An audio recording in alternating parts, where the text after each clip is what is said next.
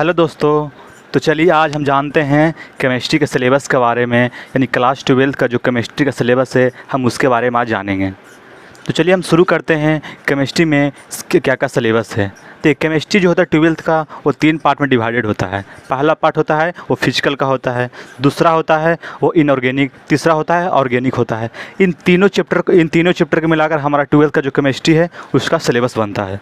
तो चलिए इसी के अकॉर्डिंग आज आप सिलेबस के बारे में थोड़ा सा आज जानते हैं हम। तो आज हम जानते हैं क्लास 12 का सिलेबस के बारे में। सबसे पहले हम फिजिकल केमिस्ट्री के बारे में जानते हैं। तो चलिए फिजिकल में कौन कौन से चैप्टर होते हैं एवं उनमें किन किन चैप्टर का कितना इंपॉर्टेंस है, इन सभी के बारे में आज हम डिस्कस करते हैं। चलिए शुरू करते हैं। Physical chemistry.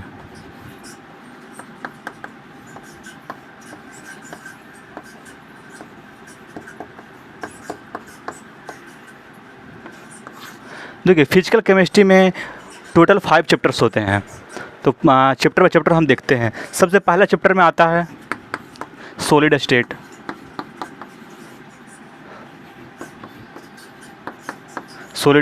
जिसे हम ठोस अवस्था कहते हैं हिंदी में। दूसरा हमारा आता है सॉल्यूशन।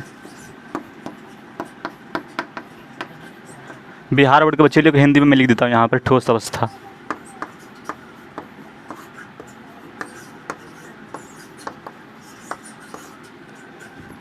बिलियन इतना होता है इसका हिंदी सॉल्यूशन का। मैं बोल दूंगा, आप लोग नोट कर लेंगे हिंदी वाले। तीसरा होता है इसमें इलेक्ट्रोकेमिस्ट्री।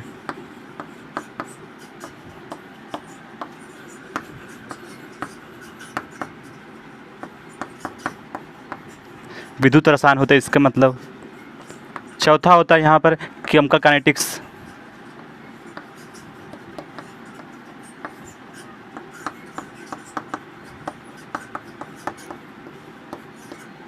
और पांचवा होता है यहाँ पर हमारा सरफेस केमिस्ट्री, सतह रसायन।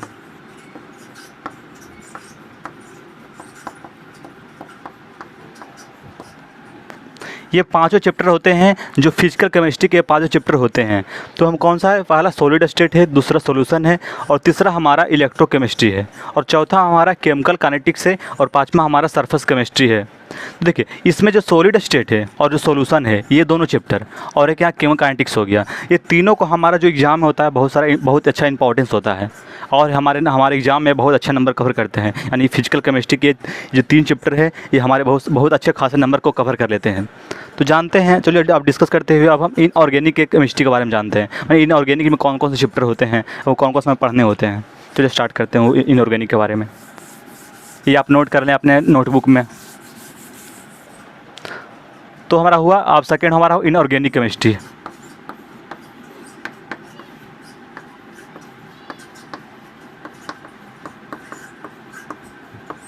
Inorganic chemistry. तो देखिए उसमें 5 चैप्टर थे, इसमें 6 से शुरू होगा। इसमें देखिए इसमें जो पहला चैप्टर होता है जनरल प्रिंसिपल,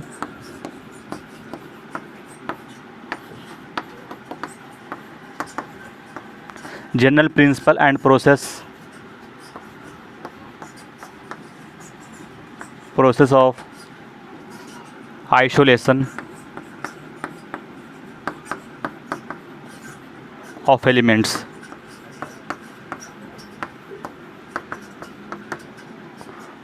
और हमारा जो 7 होता है द पी ब्लॉक एलिमेंट्स। और हमारा 8वां होता है the D and F block element.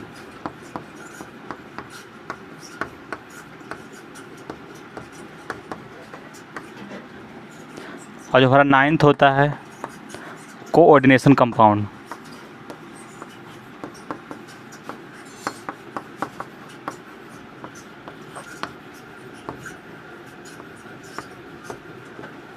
देखिए ये जो हमारा इनऑर्गेनिक केमिस्ट्री का जो चारों चैप्टर है, इसमें से देखिए इसमें जो जनरल प्रिंसिपल है और हो एक कोऑर्डिनेशन कंपाउंड, एक ये दोनों का जो हमारे एग्ज़ाम में होता है ऑब्जेक्टिव अच्छे खासे पूछे जाते हैं दोनों से।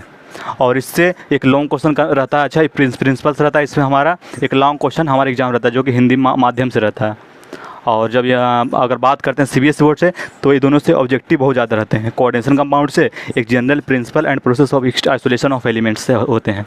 तो ये हमारा हो गया इनऑर्गेनिक केमिस्ट्री का, ये हमारा पार्ट्स हो गया। अब हम थोड़ा सा बात करते हैं इनऑर्गेनिक के बारे में। तो इसे आप अपने नोट्स बुक में आप ऑर्गेनिक नीचे इनऑर्गेनिक लिखकर इसे नोट करें। अब थर्ड में चलते हैं ऑर्गेनिक केमिस्ट्री के बारे में। ये हमारे 4 चैप्टर हो गए इनऑर्गेनिक के। अब हम चलते हैं इनऑर्गेनिक के बारे में।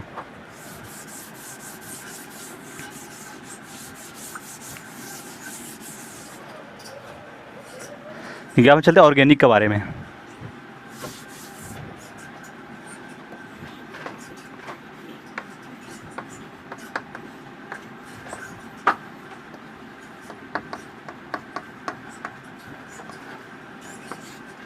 ऑर्गेनिक केमिस्ट्री, देखिए ऑर्गेनिक केमिस्ट्री का जो हमारा जो पहला चैप्टर होता है वो हैलो एल्केन्स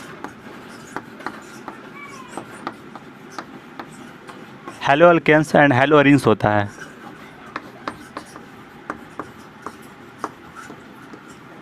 एरीन्स होता है।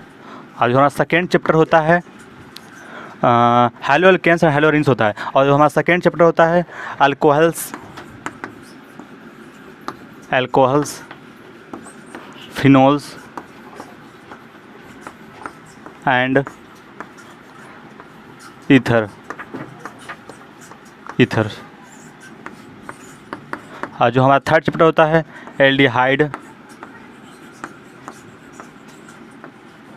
Aldehyde ketone.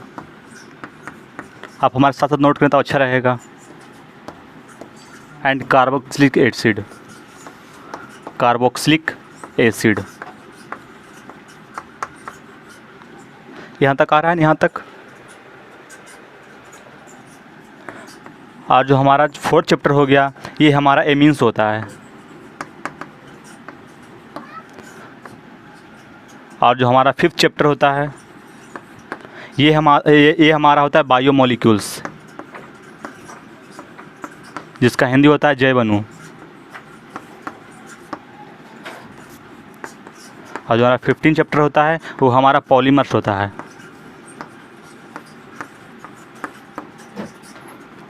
जिसे हम हिंदी में बहुलक बोलते हैं। और जो हमारा 16 चैप्टर हो गया ये हमारा होता है केमिस्ट्री इन एवरीडे लाइफ। हमारे दैनिक जीवन में यानी केमिस्ट्री का क्या इम्पोर्टेंस है, केमिस्ट्री इन एवरीडे लाइफ।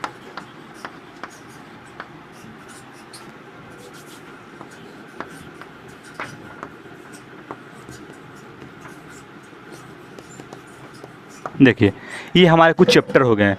देखिए जो हमारा ऑर्गेनिक था 2, 2, 4, 2, 6, 1, 7। और देखो ऑर्गेनिक हमारे 7 चैप्टर्स हैं।